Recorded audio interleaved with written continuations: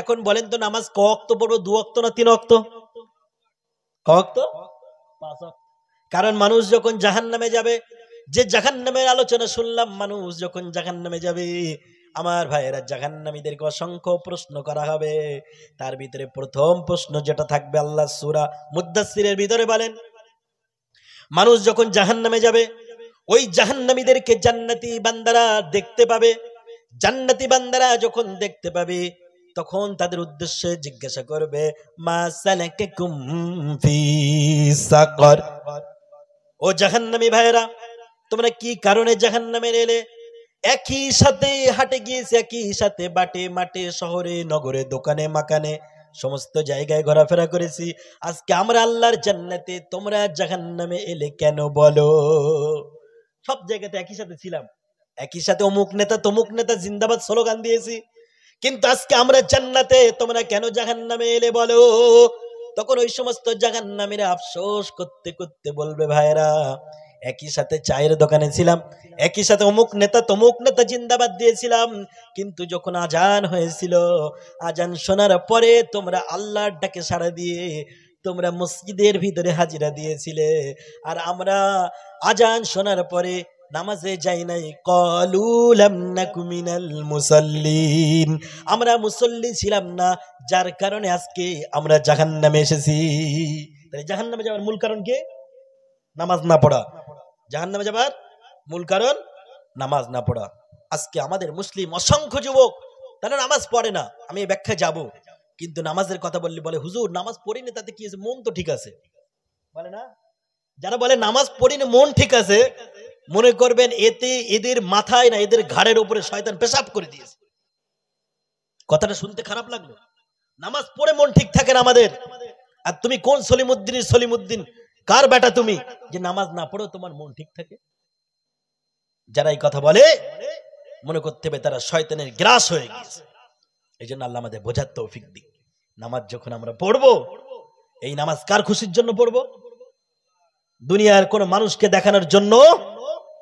যদি কোনো মানুষ দুনিয়ার মানুষকে দেখানোর জন্য নামাজ পড়ে, আর যাই হোক, দুনিয়ার মানুষ দেখবে সে মুসল্লি, দুনিয়ার মানুষ দেখবে সে নামাজি, দুনিয়ার মানুষ দেখবে সে মুসলমান, আধার কার্ড প্যান কার্ডে তার নাম মুসলমানের তালিকায় থাকবে, এমনকি আদমশুমারি খাতায় তার নাম মুসলমানের তালিকায় থাকবে, তারা নিজেদেরকে মুসলমান বলে দাবি করবে। কিন্তু আমার আল্লাহ বলেন, ওয়া মিনান নাসি মান ইয়াকুলু আমান্না বিল্লাহি ওয়া বিল ইয়াউমিল আখির ওয়া মা হুম বিমুমিনিন। সূরাতুল বাকারার ভিতর আল্লাহ বলেন, 1 নম্বর পারা 2 নম্বর পৃষ্ঠার, যে মানুষদের মধ্যে এমন কিছু মানুষ আছে যারা বলে আমি আমান্না বিল্লাহ, আল্লাহর উপরে ঈমান এনেছি, ওয়া বিল ইয়াউমিল আখির, এবং সেই পরকালের দিবসের প্রতি ঈমান এনেছি। তারা নিজেদেরকে ঈমানদার বলে দাবি করে, কিন্তু আমি আল্লাহ ঘোষণা দিলাম, ওয়া মা হুম বিমুমিনিন, তারা কিন্তু মুমিন নয়, তারা মুমিন নয়। তাহলে ঘোষণাটা দেবে কে? আমরা যদি নিজে থেকে ঘোষণা দেই আমরা মুসলমান, আমি অমুকের বেটা অমুক, তমুকের বেটা অমুক, আমার দাদু মুসলমান ছিল, আমার আব্বু মুসলমান ছিল, আমার আব্বু মুসলমান মাকে বিয়ে করেছে, আমি মুসলমান। আমার ভাইরা, এ দাবি তো ফেরাউনও করেছিল। কে করেছিল? ফেরাউনকে যখন চুবানো হচ্ছে, ফেরাউন যখন দেখলো মৃত্যু আসন্ন, বাঁচার কোনো উপায় নাই, ফেরাউন তখন মৃত্যুকে ভেবে নিয়ে ফেরাউন বলেছিল, আমানতু আন্নাহু লা ইলাহা ইল্লাল্লাযী আমানাত বিহি বানু ইসরাঈল। ফেরাউন যখন দেখলো মৃত্যু আসন্ন, আল্লাহ ছাড়া কেউ বাঁচাইতে পারে না, তখন ফেরাউন বলে, আমি ঈমান আনছি। কার প্রতি ঈমান আনছি? সেই আল্লাহর প্রতি, যিনি ছাড়া কোনো মাবুদ নাই। আল্লাহকে ফেরাউন বোঝাচ্ছে, আল্লাহ তুমি যদি এইভাবে না বোঝো, তাহলে এইভাবে বোঝো, আমি সেই আল্লাহর প্রতি ঈমান আনছি যে আল্লাহর প্রতি বনি ইসরাঈলদের নবী মূসা ঈমান এনেছে। আল্লাহকে বুঝাচ্ছে, আল্লাহকে বুঝাচ্ছে। আমার ভাইয়েরা, বিশ্ব নবী বলেন, 2টি সময়ে তওবার দরজা বন্ধ হয়ে যায়। বাদাল গরগরা, যখন মানুষের মৃত্যুর পূর্বে গলার ভিতরে একটা গরগরানি শব্দ এসে যায়, তখন তওবা করলে কবুল হবে না। আর একটা সময় হলো কবলা তুলুইশ শামসি মিন মাগরিবিহা, আল হাদিস, বিশ্বনবীর হাদিস। বিশ্বনবী বলেন, যখন পশ্চিম দিক থেকে সূর্য উদিত হবে, এই 2টি সময় যখন ঘটে যাবে, একটা হলো মৃত্যুর সময়ে গলার ভিতরে ঘটঘটানি আওয়াজ, আর পশ্চিম দিক থেকে যখন সূর্য উদিত হয়ে যাবে, এই দুইটি সময়ে বান্দার তওবা কবুল করা হবে না। ফেরাউনের মৃত্যুর সময় ফেরাউন দেখলো আমার মৃত্যু অনিবার্য, দুনিয়ার কেউ বাঁচাইতে পারে না। ফেরাউন তখন আল্লাহর প্রতি ঈমান এনে আল্লাহকে বুঝাইতে চাইলেন, আল্লাহ আমি তো মুসলমান, অতএব তুমি তো নবী মুসলমান, মুসাকে তুমি এই পানি থেকে বাঁচিয়েছো, আমিও তো মুসলমান, তুমি আমাকে কেন চুবাও? কাকে বোঝাচ্ছে? আল্লাহকে বোঝাচ্ছে। আল্লাহ বললেন, ফেরাউন শোন, আল আন ওয়াকাদ আসাইতা ক্বাবলু ওয়া কুনতা মিনাল মুফসিদিন, ইতিপূর্বে ঈমান আনিস নাই, আমার নবী মুসাকে কষ্ট দিয়েছিস, সারা জীবন কষ্ট দিয়েছিস, 10,000 শিশুকে হত্যা করেছিস, আজকে বিপদে পড়ে ঈমান আনতেছিস, আমি আল্লাহ ঘোষণা দিলাম ওয়া কুনতা মিনাল মুফসিদিন, তুই সন্ত্রাসী। আল্লাহর ঘোষণা কি? ফেরাউন ঘোষণা দিচ্ছে আল্লাহ আমি মুসলমান, আর আল্লাহ ঘোষণা দিচ্ছে আরে তুই তো মুসলমান নয়, তুই তো সন্ত্রাসী। তুই কি? সন্ত্রাসী। আমার ভাইয়েরা, এই জন্য নিজেদেরকে শুধু মুসলমান বলে দাবি করলে হবে না, নামাজের কাতারে আপনাকে দাঁড়াতে হবে। নামাজের কাতারে যদি আপনি না দাঁড়ান, নিজেকে যতই মুসলমান বলে পরিচয় দেন, আল্লাহর খাতায় আপনি মুসলমান নয়। আজকে আপনার সেজদা দেওয়ার ক্ষমতা আছে, আজকে যদি আপনি সেজদা না দেন, কাল কিয়ামতের ময়দানে আল্লাহ বান্দাদেরকে লক্ষ্য করে বলবেন, বান্দারা তোমরা সেজদায় পড়ে যাও, গিয়ে সেজদায় গিয়ে তুমি দুনিয়ায় কেমন নামাজে ছিলে এটা দেখাও। ইয়াউমা ইকশাফু আন সাকিউ ওয়া ইউদআউনা ইলাস সুজুদি ফালা ইস্তাতিউন। সূরা মুলকের ভিতর আল্লাহ তাআলা রব্বুল আলামিন 29 নম্বর পারার 5 নম্বর পৃষ্ঠায় আল্লাহ তাআলা রব্বুল আলামিন বলেন, কাল কিয়ামতের ময়দানে যখন মানুষের পায়ের গোছাগুলি উন্মুক্ত করে দেওয়া হবে, তখন বান্দাদের উদ্দেশ্য করে আল্লাহ বলবেন, বান্দারা সেজদায় চলে যাও। কোথায় চলে যাও? সেজদায় চলে যাও। তখন কিছু মানুষ সেজদা যাবার চেষ্টা করবে, কিন্তু তারা সেদিন সেজদা দিতে পারবে না। খাশিয়াতান আবসারুকুম তারহাকুহুম দিল্লাহ, তারা ভয়ে কাঁপতে কাঁপতে তারা হয়ে যাবে বিইজ্জতি, এতটাই তারা লাঞ্ছিত অপদস্থ হবে, কিন্তু তারপরেও আল্লাহকে দেখিয়ে সেজদা দিতে পারবে না। বিশ্বনবী বলেন, তারা যখন সেজদা দেবার জন্য বারংবার চেষ্টা করবে, তাদের মেরুদণ্ডের হাড়টাকে আল্লাহ তক্তার মতো সোজা করে দেবে। এখন বলেন, তক্তা কি ভাঁজ পড়ে? তক্তা কি ফোল্ডিং হয়? ফোল্ডিং হয় না। ওই সময় তারা সেজদা দিতে যাবে, যতবার সেজদা দিতে যাবে ততবার হুমড়ি খেয়ে নিচে পড়ে যাবে। এভাবে পড়তে পড়তে তারা চেষ্টা করবে আল্লাহকে দেখানোর যে আল্লাহ আমরা মুসলমান, আমরা তোমার নামাজি বান্দা ছিলাম, কিন্তু দেখাতে পারবে না। আর যারা নামাজি বান্দা হবে তাদেরকে আল্লাহ তাআলা রব্বুল আলামিন যেই মাত্র বলবে বান্দা সেজদায় চলে যাও, সাথে সাথে ওই নামাজিরা সেজদায় গিয়ে আল্লাহর সামনে নিজেদেরকে জান্নাতি বান্দা পরিচয় ঘটিয়ে দেবে। জোরে বলুন, আরো জোরে বলুন সুবহানাল্লাহ। আমরা কি আমাদেরকে আল্লাহ জান্নাতি বান্দা বানাতে চাই? বানাতে চাই কি চাই না? কোরআন থেকে আমার এই হাতটা একটু অসুবিধা হচ্ছে, বুঝতে পেরেছেন প্রিয় ভাইরা? আমার এই 1 থেকে 2 দিন এমন হচ্ছে, মানে এই হাতে বল পাচ্ছি, বুঝতে পেরেছেন? এই জন্য দেখছেন এই হাতটা ব্যবহার করছি না বেশি, এই হাতটা আমি খুব একটা ব্যবহার করতে পারছি না। আপনারা একটু আমার জন্য দোয়া করেন, ঠিক আছে প্রিয় ভাইরা আমার? এই জন্য এই অজান্তে এই হাতটা এখানে লেগে গেল। প্রিয় ভাইরা আমার, আমাদেরকে আমরা জান্নাতি বান্দা বানাতে চাই। জান্নাতি বান্দা যদি আমরা বানাতে চাই, তাহলে নামাজের বিকল্প কোনো ইবাদত নাই। জোরে বলেন, আছে? নামাজ না পড়লে জান্নাতে যাওয়া যাবে না। নামাজ যখন পড়তে হবে, একটু বলেন তো দেখি, কাকে খুশি করার জন্য পড়তে হবে? আল্লাহকে খুশি করার। আল্লাহকে খুশি বাদ দিয়ে যদি দুনিয়ার কোনো মানুষকে খুশি করার জন্য আপনি চেষ্টা করেন, আপনি নামাজ পড়তে পড়তে কপাল কালো হয়ে যাবে, তারপরেও আল্লাহকে সন্তুষ্ট করা যাবে না। আর যদি আপনি আল্লাহকে বাদ দিয়ে দুনিয়ায় কোনো মানুষকে খুশি করার জন্য নামাজ পড়েন, ওই নামাজ দিয়ে আল্লাহর জান্নাতে যাওয়া যাবে না। আজকে অনেক মানুষ এমন আছে যারা আল্লাহকে খুশি করার জন্য নামাজ পড়ে না। আমার ভাইরা, আমি একবার একটা মসজিদের ইমাম ছিলাম।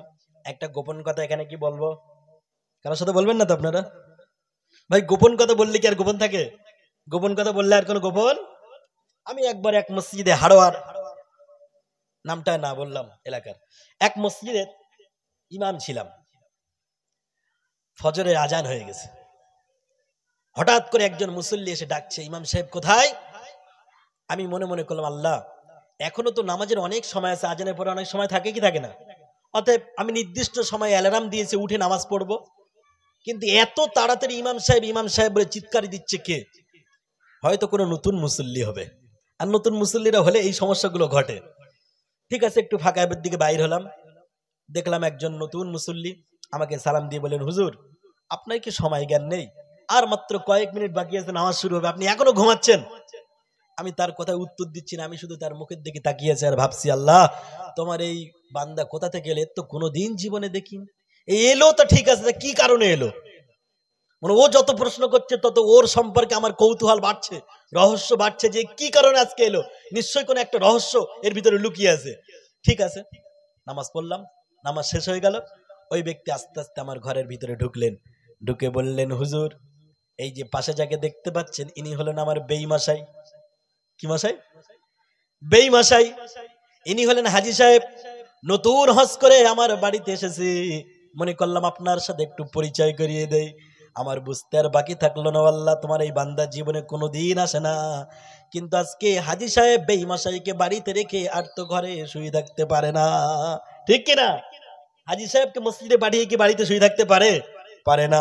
তাহলে বেইকে, এই যে ব্যক্তিরা নামাজ পড়লো, কোনদিন আসলো না বেইকে খুশি করার জন্য মসজিদে আসলো, এমনকি বেই চলে যাবার পরে আর কোনোদিন মসজিদে দেখা মিলল না। এখন বলেন এর নামাজটা আল্লাহর জন্য না বেই মশাইয়ের জন্য? বেই মশাইয়ের জন্য। কার জন্য? কিন্তু আল্লাহ তাআলা রব্বুল আলামিন বলেন নামাজ কার জন্য হবে? সূরা নামের ভিতর আল্লাহ তাআলা রব্বুল আলামিন বলেন, নবী আপনি বলে দিন, কুল ইন্না সলাতি, কুল হে নবী আপনি বলে দিন, ইন্না সলাতি ওয়া নুসুকি ওয়া মাহইয়া ওয়া মামাতি লিল্লাহি রাব্বিল আলামিন। জোরে বলেন আল্লাহু আকবার। আল্লাহ তাআলা নবীকে বললেন, নবী আপনি আপনার উম্মতদেরকে বলে দিন, নিশ্চয়ই আমার নামাজ, আমার হায়াত, আমার মউত, আমার কুরবানি সবকিছু সেই আল্লাহর জন্য যিনি আসমান জমিনের গোটা পৃথিবীর যিনি রব। জোরে বলুন সুবহানাল্লাহ। আমাদের নামাজ কার জন্য হবে? আল্লাহর জন্য। আজকে কিছু মানুষ এমন আছে যারা নামাজ পড়ে কিন্তু জাহান্নামে যাবে। নামাজ পড়ে কোথায় যাবে? হয়তো আপনাদের মনে হতে পারে, হুজুর আপনি তো অনেকক্ষণ ধরে কোরআনে আয়াত দিয়ে দিয়ে আলোচনা করছেন, কিন্তু এটা কেমন কথা? এতদিন আলোচনা শুনেছি নামাজ পড়ে মানুষ জান্নাতে যাবে, কিন্তু আপনি বলছেন নামাজ পড়েও জাহান্নামে যাবে। এরা কারা? এদের পরিচয় কি? আমি বলতে চাই ভাইরা, নামাজ পড়েও জাহান্নামে যাবে এদের পরিচয় যদি শুনতে চান, কোরআনুল কারীমে সূরা মাউনের দিকে একটু নজর দেওয়া লাগবে। আল্লাহ তাআলা রব্বুল আলামিন বলেন, ফাওয়াইলুল লিল মুসাল্লিন আল্লাযীনা হুম আন সালাতিহিম সাহুন। আল্লাহ বলেন ওই সমস্ত নামাজীদের জন্য ধ্বংস, ওই সমস্ত নামাজীদের জন্য দুর্ভোগ, তাদের জন্য ওয়াইল নামক দোজখ। আল্লাযীনা হুম আন সালাতিহিম সাহুন, যারা নিজেদের নামাজের ব্যাপারে অমনোযোগী থাকে। নামাজ পড়তেছে, হঠাৎ করে একটা মশা বসেছে, জোরে এক চাপড় মারলো, তারপরও ইমাম সাহেব হুঁশ ফিরল না। ইমাম সাহেব তারপরও মুসল্লি দেখছে, এত জোরে চাপড় মারলাম, আওয়াজ করলাম, কিন্তু ইমাম সাহেব তো এখনো সালাম ফিরালো না। ইমাম সাহেব এখনো তো সালাম ফিরালো না। তখন এইবারে জোরে রেড সিগন্যাল দেয়, দেয় কি দেয় না? দেয়। ইমাম সাহেবকে সতর্ক করলো, তাড়াতাড়ি নামাজ শেষ করেন। সামান্য একটা মশা বসেছে, মশা মারতে গিয়ে নামাজে অমনোযোগী হলো। অনেক মানুষ তো এমন আছে, কত চোখ কতবার দেখেছি তার কোনো হিসাব নাই, নামাজ পড়তে পড়তে নিজের দাড়ি নিয়ে খেলা করে, করে কি করে না? বারবার এইরকম করে নাড়ায়। তাহলে নামাজ পড়লো বটে কিন্তু নামাজে অমনোযোগী। আল্লাহ তাআলা রব্বুল আলামিন বলেন, আল্লাযীনা হুম আন সালাতিহিম সাহুন, যারা নিজেদের নামাজের ব্যাপারে অমনোযোগী থাকে। শুধু তাই নয়, আল্লাযীনা হুম ইউরাউন, আর যারা নামাজ পড়ে কিন্তু মানুষকে দেখানোর জন্য। কাকে দেখানোর জন্য? মানুষকে দেখানোর জন্য, যে আমি এত বড় দায়িত্বশীল এলাকার, প্রত্যেকটা মানুষ আমাকে নেতা বলে স্বীকার করে। আজকে এত বড় একটা অনুষ্ঠান হচ্ছে, ইসলামী জলসা, এখানে যদি নামাজটা না পড়ি কেমন কেমন লাগে। অতএব নামাজ না পড়লে আমার ভোটাররা তো অসন্তুষ্ট হয়ে যেতে পারে, অতএব আজকে আমি নামাজটা পড়ি। তাহলে নামাজ পড়লো কার জন্য? মানুষকে খুশি করার জন্য। এটা হলো মুনাফিকদের স্বভাব। আল্লাহ বলেন অন্য জায়গায় যারা মুনাফিক, তারা যখন নামাজ আদায় করে মানুষকে খুশি করার জন্য নামাজ পড়ে, আল্লাহকে স্মরণ তারা করে না। আমার ভাইরা, তাহলে কেবলমাত্র নামাজ যখন আমরা পড়বো কার সন্তুষ্টির জন্য? একটু জবান খুলে বলেন কার সন্তুষ্টির জন্য? আল্লাহর সন্তুষ্টির জন্য নামাজ পড়বো। নামাজ যখন পড়বো মনোযোগ সহকারে, না অমনোযোগী ভাবে কিভাবে নামাজ পড়বো? মনোযোগ সহকারে নামাজ পড়তেছে, হঠাৎ করে কারেন্ট চলে গেছে। যেই মাত্র নামাজের মধ্যে কারেন্ট চলে গেছে, সাথে সাথে পিছন দিক দিয়ে মুসল্লিদের আওয়াজ হয়, ওই যা। কি আওয়াজ? ওই যা। নামাজ পড়তেছিল, কারেন্ট চলে গেছে বলে ওই যা। জিজ্ঞাসা করা হলো, ভাই নামাজের ভিতরে ভিতরে বাইরে 13টা ফরজ আছে, কিন্তু তুমি এই যেটা করলে এটা নামাজের কোন ফরজ? বলতে পারে না। তাহলে এমন নামাজ পড়তেছিল, নামাজে মন নাই। একজন ব্যক্তি নামাজ পড়তেছে, নামাজ পড়তে পড়তে নামাজে দাঁড়িয়েছে। তার স্ত্রী ছিল খুব রাগী মানুষ, স্ত্রী হলো দাজ্জাল কড়া মার্কা। এইরকম স্ত্রীকে সাথে নিয়ে দীর্ঘদিন ধরে ঘর করতে করতে হঠাৎ করে যখন নামাজে দাঁড়িয়েছে, নামাজে দাঁড়ানোর পূর্বে স্ত্রী বলেছে, প্রাণের স্বামী তুমি নামাজে দাঁড়াচ্ছ ঠিকই কথা, কিন্তু এই তোমার সামনে গোশত রান্না করে গেলাম, মাছের মাথা রান্না করে গেলাম, তুমি নামাজে দাঁড়াচ্ছ ঠিক আছে, কিন্তু এই গোশত এবং মাছের মাথাটা তোমার বলে চকি দেওয়া লাগবে। স্ত্রী বলেছে। কে বলেছে? স্ত্রী বলেছে। এখন ওই ব্যক্তি নামাজে দাঁড়িয়ে গেলেন, নামাজে যেই মাত্র দাঁড়ালেন, এদিকে ওদিকে তাকাতে তাকাতে হঠাৎ করে দেখতে পেলেন ওর সামনে দিয়ে একটা বিড়াল একবার এদিকে যায় একবার ওদিকে যায়। বলে নামাজে মন থাকবে? স্ত্রী হলো কড়া মার্কা দাজ্জাল মানুষ, ও মনে মনে ভাবলো যদি এই বিড়াল গিয়ে একবার আমার মাছের মাথাটায় মুখ দিয়ে দেয়, তাহলে স্ত্রী হয়তো আমাকে আজকে বাঁচাবে না। কিছু স্বামী এমন আছে স্ত্রীর কাছে ভেজা বিড়াল, ঠিক কিনা? অন্য জায়গায় যদিও বাঘ, কিন্তু স্ত্রীর কাছে ভেজা বিড়াল। আমার ভাইরা, ওই স্বামী মনে মনে করলেন স্ত্রী তো আমাকে বাঁচাবে না, তাহলে এমন একটা কাজ করব যাতে স্ত্রী খুশি হবে এবং বিড়ালটাও পালাবে, নামাজ আমার ভঙ্গ হবে না। কি করা যায়, কি করা যায়? চিন্তায় পড়ে গেলেন। চিন্তায় পড়ে গিয়ে করলেনটা কি? হঠাৎ করে উনি করলেন কি, নামাজের ভিতরে চিন্তা করতে করতে মনে মনে করলেন এমন একটা সূরা পড়বো নামাজের ভিতরে যে আমার ওই সূরা যখন বিড়াল শুনবে, বিড়াল তখন ভয়তে পালাবে। এমন একটা সূরা আমি তেলাওয়াত করব, ওই সূরা যখন বিড়াল শুনবে তখন বিড়াল ভয়তে পালাবে। ওই ব্যক্তি চিন্তা করতে করতে নামাজের পরে সূরাতুল ফাতিহা শেষ করার পরে পড়া শুরু করলেন, ওয়ালা তাকরাবা হাযিহি শাজারাতা ফাতাকুনা মিনাজ জালিমিন। আমার ভাইয়েরা, আয়াত তো আমি তো এইভাবে পড়লাম, কিন্তু ওই ব্যক্তি তো আমার মতো করে পড়লেন না, ও পড়লেন ঠিক এইভাবে, ওয়ালা তাকরাবা হাযিহি। বুঝতে পারেন নাই কথা? নামাজের ভিতরে যদি হাযিহিস বলে টান দেয়, বিড়াল থাকবে না পালাবে? হিস এই আওয়াজে বিড়াল থাকে কি? বিড়াল যেই মাত্র ওয়ালা তাকরাবা হাযিহিস বলে টান দিলেন, বিড়াল পালিয়ে চলে গেল। আমার ভাইয়েরা, নামাজ পড়লো, বিড়ালও তাড়ালো। এই যে নামাজ দিয়ে বিড়াল তাড়ানো যায়, এই নামাজ দিয়ে দুনিয়ার আয় যাই হোক আল্লাহর জান্নাতে যাওয়া যাবে। জেরে বলেন আল্লাহর জান্নাতে যাওয়া যাবে না। আল্লাহর কোরআন কারীম বলেন, মানুষ যখন নামাজ পড়বে, নামাজ যখন বান্দা একবার ধরে ফেলবে, ওই নামাজ তার সমস্ত অশ্লীল পাপাচার কাছ থেকে বাঁচাবে। ইন্নাস সালাতা তানহা আনিল ফাহশাই ওয়াল মুনকার, সূরাতুল আনকাবুত 21 নম্বর পারা 1 নম্বর পৃষ্ঠা আল্লাহ ঘোষণা দিলেন, বান্দা যখন নামাজ পড়বে ওই নামাজ তার সমস্ত অশ্লীল পাপাচার কাছ থেকে বাঁচাবে। বিশ্বনবীর একজন সাহাবী এসে বললেন, ইয়া রাসূলুল্লাহ, আপনি কোরআন থেকে বলেছেন মানুষ নামাজ পড়লে সমস্ত অশ্লীল পাপাচার মন্দ কাজ থেকে বাঁচতে পারে, কিন্তু আপনার অমুক অমুক সাহাবী, একজনের নাম করে বলে দিলেন, আপনার অমুক সাহাবী নব মুসলমান, নতুন ইসলাম গ্রহণ করেছে, আমি নিজে চোখে দেখেছি আপনার সাহাবী আপনার পিছনে নামাজ পড়ে, আর যখন রাত্র গভীর হয়ে যায় তখন আপনার অমুক সাহাবী চুরি করতে আস্তে আস্তে লোকালয়ের ভিতরে চলে যায়। ইয়া রাসূলুল্লাহ, আপনি ওর ব্যাপারে কি বলবেন? ও তো দিনের বেলা নামাজ পড়ে আর রাত হলো চুরি করে, আপনি কি বলবেন? আল্লাহর নবী বললেন, আমার সাহাবা শোনো, আমার সাহাবী সে যখন নামাজ পড়া ধরেছে, তার চুরি করার অভ্যাসটা আগে থেকে ছিল, সে যখন নামাজ পড়া ধরেছে অবশ্যই অবশ্যই ওর নামাজ ওকে কিছুদিনের মধ্যে চুরি করার হাত থেকে বাঁচাবে। জোরে বলুন, আরো জোরে বলুন সুবহানাল্লাহ। ওই ব্যক্তি তখন ওর পিছনে গোয়েন্দাগিরি করা শুরু করে দিল। গোয়েন্দাগিরি করতে করতে 1 দিন 2 দিন 3 দিন 4 দিন যেতে যেতে কয়েকদিন যেতে যেতে দেখতে পেল ওই ব্যক্তি নামাজ পড়া শুরু করার সাথে সাথে তার চুরি করা অটোমেটিক বন্ধ হয়ে গিয়েছে। জোরে বলেন সুবহানাল্লাহ। সাহাবী নামাজ পড়লো, চুরি করা ছেড়ে দিল। কিন্তু আজকে এমন মুসলমান অনেক আছে যারা নামাজ পড়ে মিথ্যা কথা বলে, যারা নামাজ পড়ে ওজনে কম দেয়, যারা নামাজ পড়ে মানুষের সাথে খারাপ আচরণ করে, খাদ্যে ভেজাল মিশায়।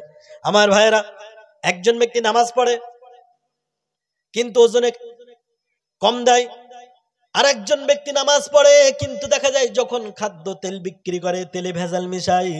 পাশ থেকে একজন দোকানদার জিজ্ঞাসা করলো, ভাই তুমি নামাজ পড়ো, তোমার মাথায় একটা নামাজের টুপি আছে, কিন্তু তুমি আমার পাশে দোকানে তেল বিক্রি করো, আমি নিজে চোখে দেখেছি তুমি ওই ভেজাল তেলটাকে খাঁটি তেল বলে বিক্রি করো। ও আল্লাহর বান্দা, তুমি তো নামাজ পড়ো, তোমার মাথায় নামাজের টুপি, আর নামাজের টুপি দিয়ে তুমি কিভাবে ভেজাল তেলটাকে খাঁটি তেল বলে বিক্রি করো? তোমার কি একটু বিবেকে বাধে না? ওই ব্যক্তি তখন বললেন, ভাই তুমি যেটা আমার মাথায় নামাজের টুপি দেখতেছো, আল্লাহি আল্লাহর কসম, এই টুপি আমার নামাজের টুপি না, এই টুপিটা হলো আমার তেল বিক্রি করা টুপি। কি টুপি? বুঝতে পারেন না আমার কথা? এই টুপিটা হলো আমার তেল বিক্রি করা টুপি।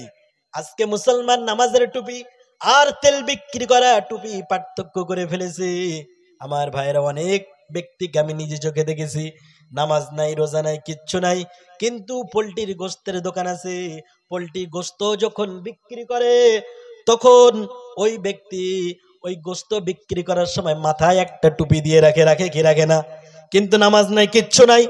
এমন একজন ভাইকে আমি জিজ্ঞাসা করলাম জুমার দিনে, আমার সেই দিন একটু লেট হয়েছে, দেরি হয়েছে, তড়িঘড়ি মসজিদে যেতে যেতে দেখলাম সেই ব্যক্তি এখনো পোল্ট্রি বিক্রি করে। আমি বললাম, ভাই আপনি পোল্ট্রি বিক্রি করেন, জুমার নামাজ পড়বেন না? ওই ব্যক্তি আমাকে বললেন, হুজুর নামাজ পড়বো, কিন্তু আজকে আমার কাপড়টা ঠিক নাই। কি বললেন? কাপড়টা? জোরে বলুন নাউজুবিল্লাহ, জোরে বলুন নাউজুবিল্লাহ। পোল্ট্রি গোশত বিক্রি করছে, সাধারণ মুসলমানদেরকে ধোঁকা দিচ্ছে। তারা মনে করছে এই মানুষটার কাছে গেলে হয়তো একদম হালাল খাবার পাওয়া যাবে, তাদেরকে ধোঁকা দিচ্ছে। নামাজের কথা বলছি, আমার কাপড় ঠিক নাই, কিন্তু মাথায় টুপি। মাথায় কি? আহারে আমার ভাইরা, আজকে মুসলমান তার চরিত্র ঠিক করতে পারলো না। আজকে মুসলমান নামাজ পড়ে পিতামাতার সাথে খারাপ আচরণ করে, আছে না নাই? কিন্তু বিশ্ব নবী বলেন, রিদার রব্বি ফি রিদাল ওয়ালিদি, মিশকাত শরীফে হাদিস, সাখতুর রব্বি সাখতুল ওয়ালিদি। যে ব্যক্তি তার পিতামাতাকে খুশি করলো, সে যেন তার মহান রব আল্লাহকে খুশি করলো। জোরে বলেন সুবহানাল্লাহ। আর যে ব্যক্তি তার পিতামাতার সাথে খারাপ আচরণ করলো, সে ব্যক্তি যেন তার রব আল্লাহর সাথে নাফরমানি করলো। আজকে আপনি কত বড় সলিমউদ্দিন কসিমউদ্দিন, কতবার হজ করেছেন, কত রাকাত নামাজ পড়েছেন, এটা দেখার মূল বিষয় নয়। আপনি নামাজ পড়েছেন, রবকে খুশি করেছেন, কিন্তু পিতামাতার সাথে খারাপ আচরণ করেছেন, এই কারণে আপনার রব আপনার প্রতি অসন্তুষ্ট হয়ে গিয়েছে। বিশ্ব নবী বলেন, হুমা জান্নাতুকা নারুকা, তারা দুজনেই তোমাদের জন্য হলো জান্নাত আর জাহান্নাম। পিতামাতাকে খুশি করবে তাহলে তুমি জান্নাতে চলে যাবে, আবার পিতামাতাকে অসন্তুষ্ট করবে আর তুমি জাহান্নামে চলে যাবে। পিতামাতা হলো জান্নাতের দরজা, তার সাথে খারাপ আচরণ করলে তোমার জন্য জাহান্নাম অপেক্ষা করছে, আর তাদের সাথে যদি ভালো আচরণ করতে পারো আল্লাহর জান্নাত তোমার জন্য অপেক্ষা করছে। আমরা কি পিতামাতার সাথে ভালো আচরণ করব? শুধু নামাজে ওয়াজ করলে হবে না। আমি আজকে অনেক অস্ত্রকে একটু লম্বা করেছি, মানে সব বিষয়ে একটু টাচ দেওয়ার চেষ্টা করছি। আপনারা বিরক্ত হচ্ছে না তো? পিতামাতার সাথে যে ভালো আচরণ করলে কপাল খোলে, এটা কি ওয়াজ করা লাগবে? না করলেও বোঝা যাবে, না করলেও, কিন্তু তারপরও একটু করবো কি করবো না, করলে আরো ব্যাখ্যাটা বিশ্লেষণটা আরো ভালো হবে।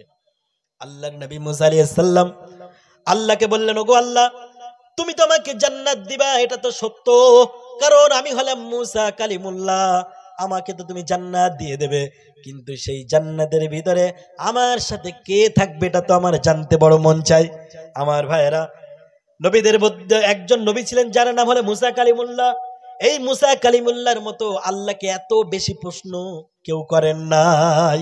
মুসা নবী এত প্রশ্ন করেছেন, মুসা নবীর মতো কোন নবী এত প্রশ্ন আল্লাহকে যখন সুযোগ পেয়েছেন তখনই প্রশ্ন করেছেন, আল্লাহর সাথে ডাইরেক্ট কথাও বলেছেন। যেটা বলুন না সুবহানাল্লাহ। আল্লাহকে সুযোগ পেলেই প্রশ্ন করেছে। একবার আল্লাহকে বলছে, আল্লাহ তুমি কি ঘুমাও না? বলেন এইসব প্রশ্ন আমাদের মাথায় কি আসবে? কিন্তু মুসা আলাইহিস সালাম প্রশ্ন করছে, আল্লাহ তুমি কি ঘুমাও না? আল্লাহ বলেন, মুসা আমি ঘুমাই কি ঘুমাই না এটা কি জানতে তোমার খুব মন চায়? মুসা আলাইহিস সালাম বললেন, ওগো আল্লাহ, যদি মন নাই চাইতো তাহলে এই প্রশ্ন, জটিল প্রশ্ন তোমাকে কেন করব? আল্লাহ বললেন, মুসা রে, সত্যি যদি তুমি জানতে চাও আমি ঘুমাই কি ঘুমাই না, তাহলে একটি কাচের গ্লাস নিয়ে নাও, আর এই কাচের গ্লাসে তুমি পানি ভরে নাও। ওই কাচের গ্লাসে পানি ভরতে কাচের গ্লাসটা তুমি নিয়ে দাঁড়িয়ে যাও। আর মুসা আলাইহিস সালামকে আল্লাহ অর্ডার দিয়ে দিলেন, মুসা রে, ওই কাচের গ্লাসটা তুমি হাতে নেবে, নিয়ে তুমি দাঁড়িয়ে থাকবে, তুমি একবারও বসতে পারবে না। আমার ভাইরা, আল্লাহ তাআলা রব্বুল আলামিন নবী মুসাকে বললেন কাচের গ্লাস ধরো, আর আল্লাহ ঘুমকে বললেন, ঘুম রে, তুমি আমার নবী মুসাকে ধরো। জোরে বলেন সুবহানাল্লাহ। মুসাকে বললেন কাচের গ্লাস ধরো, আর আল্লাহ ঘুমকে অর্ডার দিয়ে দিলেন, ঘুম, তুমি আমার নবী মুসাকে ধরো। কারণ মুসা জানতে চায় আমি আল্লাহ ঘুমাই কি ঘুমাই না। কে জানতে চায়? নবী মুসা। ঠিক আছে আমার ভাইরা, রাত্র যখন গভীর হওয়া শুরু হলো, রক্ত গোস্তের শরীর, হঠাৎ করে মুসা নবীর দেহের ভিতরে তন্দ্রা স্পর্শ করলো। তন্দ্রা কাকে বলে একটু শুনুন। আমাদের ঘুমানোর আগে যেটা আসে ওটাকে বলে তন্দ্রা। কি বলে? ঘুমানোর আগে একটা ঝিমটনি ভাব আসে না, ওটাকে বলে শুদ্ধ বাংলায় তন্দ্রা। মুসা নবী এখনো ঘুম ভালোভাবে আসে নাই। মুসা আলাইহিস সালামের যখন তন্দ্রা স্পর্শ করলো, হঠাৎ করে তন্দ্রার কারণে দেহের ভিতরে একটা ঝাঁকুনি শুরু হয়ে গেল। আর যেই ঝাঁকুনি শুরু হলো, দু হাতে দুটি কাচের গ্লাস একটার সাথে আর একটা ঝটকা খেয়ে ভেঙে নিচে ভেঙে চুরমার হয়ে গেল। জোরে বলুন, আরো জোরে বলুন সুবহানাল্লাহ। এবার আল্লাহ ডাক দিয়ে বললেন, মুসা রে, তুমি কি বুঝতে পেরেছো আমি আল্লাহ কেন ঘুমাই না? মুসা বললেন, ওগো আল্লাহ, এখনো তো বুঝতে পারেন, একটু বিশ্লেষণ করে দেন, ভেঙে দেন, তাফসীর করে দেন। আল্লাহ বলেন, মুসা রে, তোমাকে শুধুমাত্র দুইটা কাচের গ্লাসের মালিক বানিয়েছি, আর তোমাকে আমি জেগে থাকতে বলেছি। এই দুইটা কাচের গ্লাসের মালিক হবার পরে তোমার ঘুমানোর কারণে যদি কাচের গ্লাসগুলো ভেঙে চুরমার হয়ে যায়, ওরে নবী মুসা, আমি তো আসমান জমিন গোটা জগতের রব, আমি যদি তোমার মতো ঘুমিয়ে যাই তাহলে আসমান জমিন চন্দ্র সূর্য ভেঙে তছনছ হয়ে যাবে। এই জন্য আমি আল্লাহ ঘুমাই না। এই মুসা আলাইহিস সালাম আল্লাহকে প্রশ্ন করলেন, ওগো আল্লাহ, তুমি তো আমাকে জান্নাত দিবা, কিন্তু সেই জান্নাতের ভিতরে আমার সাথে কে থাকবে আল্লাহ জানতে বড় মন চায়। আল্লাহ বলেন, মুসা রে, সত্যি যদি তোমার এইটা জানতে মন চায় তাহলে একটা কাজ করো মুসা, তুমি অমুক এলাকায় চলে যাবে, গিয়ে দেখতে পাবে একজন সাধারণ কসাই গোশত বিক্রি করে, আর আমি আল্লাহ ঘোষণা দিলাম ওই কসাই তোমার সাথে পাশাপাশি জান্নাতের ভিতরে অবস্থান করবে। মুসা আলাইহিস সালাম বললেন, ওগো আল্লাহ, আমি তোমার একজন নবী মুসা কালিমুল্লাহ, আর আমার সাথে একজন সাধারণ গোশত বিক্রি করা কসাই জান্নাতে পাশাপাশি থাকবে, এটা কেমন কথা? আল্লাহ বললেন, মুসা রে, হতে পারো তুমি নবী, আর হতে পারে সে ব্যক্তি কসাই, কিন্তু এই কসাই দুনিয়ার অন্য কোনো সাধারণ কসাইয়ের মতো না। হে মুসা, তুমি তার কাছে চলে যাও, তার দরবারে একটু চলে যাও। তুমি যখন তার দরবারে চলে যাবে রে মুসা, তুমি দেখতে পাবে তার এমন কিছু গুণবলী আছে যে গুণবলীর কারণে আমি আল্লাহ তোমার সাথে পাশাপাশি জান্নাত দেওয়ার ঘোষণা করে দিয়েছি। মুসা, তুমি যাও, তার কাছে চলে যাও, এই তার বর্ণনা, অমুক বাজারে অমুক এলাকায় এই কসাইকে তুমি পেয়ে যাবে। আমার ভাইরা, মুসা আলাইহিস সালাম আল্লাহর দেওয়া ঠিকানা, আল্লাহর বলা ঘোষণা অনুযায়ী সেই বাজারে চলে গেলেন। বাজারে যাবার পরে কসাইকে দেখতে পেলেন, রুগ্ন শুগ্ন গরিব, এমনকি যুবক মানুষ, রুগ্ন শুগ্ন শরীর যুবক। ওই যুবককে দেখতে পেয়ে মুসা নবী সালাম দিয়ে বললেন, যুবক, আমি আজকে তোমার সাথে থাকতে চাই।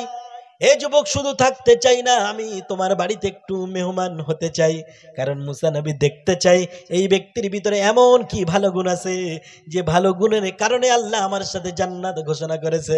মুসা আলাইহিস সালাম যখন এমন কথা বললেন, ওই যুবক বললেন, হুজুর, আপনাকে তো আমি চিনি না, কিন্তু আপনি যখন আমার সাথে আমাদের বাড়িতে মেহমান হতে চান, অবশ্যই আমি গ্রহণ করলাম। আপনি যাবেন, থাকবেন, যতদিন মন চায় ততদিন থাকবেন। জোরে বলেন সুবহানাল্লাহ। আজকে তো মানুষ মেহমান দেখলে রেগে যায় কি যায় না? কিন্তু কয়েকটি জিনিস এমন আছে, যেমন মেহমান, বৃষ্টি, কন্যা সন্তান, এগুলো মানুষ রাগ করে, অসন্তুষ্ট হয়, কিছু কিছু মানুষ আছে না ভাই? কিন্তু আল্লাহ বলছেন এগুলোর বরকত। এগুলো যদিও মানুষ অপছন্দ করে, কিন্তু এই তিনটি জিনিস আমি বান্দার জন্য বরকত লুকিয়ে রেখেছি, জোরে বলেন সুবহানাল্লাহ। মেহমান যখন কারোর বাড়িতে যায়, আমরা মনে করি মেহমানকে খেতে দিলে আমার রুচি শর্ট পড়বে, আমার রিজিক কমে যাবে। কিন্তু মেহমান আপনার বাড়িতে যখন আসবে, সে তার রিজিক তো নিয়ে আসবেই, বরং যাবার সময় আপনার রিজিকে ওর কারণে আল্লাহ বরকত বাড়িয়ে দেবেন, জোরে বলেন সুবহানাল্লাহ। আর কন্যা সন্তান যার জন্মাবে তার তো কপাল খুলে যাবে। এরপরও কিছু মানুষ অসন্তুষ্ট হয়। হ্যাঁ ভাইয়েরা আমার, আপনি আল্লাহর কাছে চাইতে পারেন যে আল্লাহ আমাকে কন্যা সন্তান দেন, আবদার করতে পারেন, অথবা আল্লাহ আপনাকে পুত্র সন্তান দেন। নবী ইব্রাহিম আলাইহিস সালাম আল্লাহর কাছে চেয়েছিলেন, রব্বি হাবলি মিনাস সালিহিন, যে আল্লাহ আপনি আমাকে একটা নেককার সন্তান দান করুন। সালিহিন এটা ছেলেদের ক্ষেত্রে ব্যবহার হয়। মানে আল্লাহর নবী মুসা বোঝাইতে চেয়েছিলেন, আল্লাহ এই ইব্রাহিম আলাইহিস সালাম বোঝাইতে চেয়েছিলেন, আল্লাহ তুমি আমাকে একটা পুত্র সন্তান দান করো। আমার ভাইরা, তারপরে যদি আল্লাহ পুত্র না দেয়, আল্লাহ যেটাই দেবে তাতেই সন্তুষ্ট থাকবে, এটাই ইমানদারের পরিচয়। কার পরিচয়? ইমানদারের পরিচয়। আমার ভাইরা, এই জন্য মেহমান আসলে অসন্তুষ্ট হওয়া যাবে না। ওই যুবক মনে মনে খুশি হলেন নবী মুসাকে দেখে, কিন্তু যুবক তো মুসা নবীকে চেনে না। যুবক বললেন, হুজুর আপনি আমার বাড়িতে থাকবেন। দেখে মনে হলো দরবেশ মানুষ। যখন থাকার ঘোষণা দিলেন, মুসা আলাইহিস সালাম দেখলেন যুবক গোশত বিক্রি করে।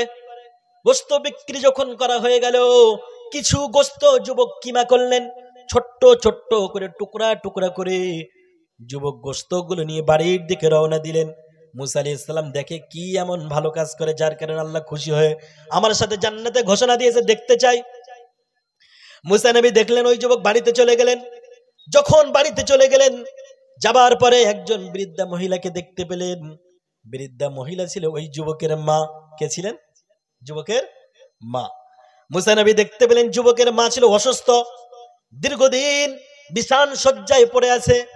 ওই যুবক বাড়িতে চলে যাবার পরে তার মায়ের দেহ থেকে নোংরা কাপড় চোপড় গুলো সরিয়ে দিল, ক্লিন করে দিল, এমনকি তাকে সুন্দর করে গোসল করিয়ে দিল।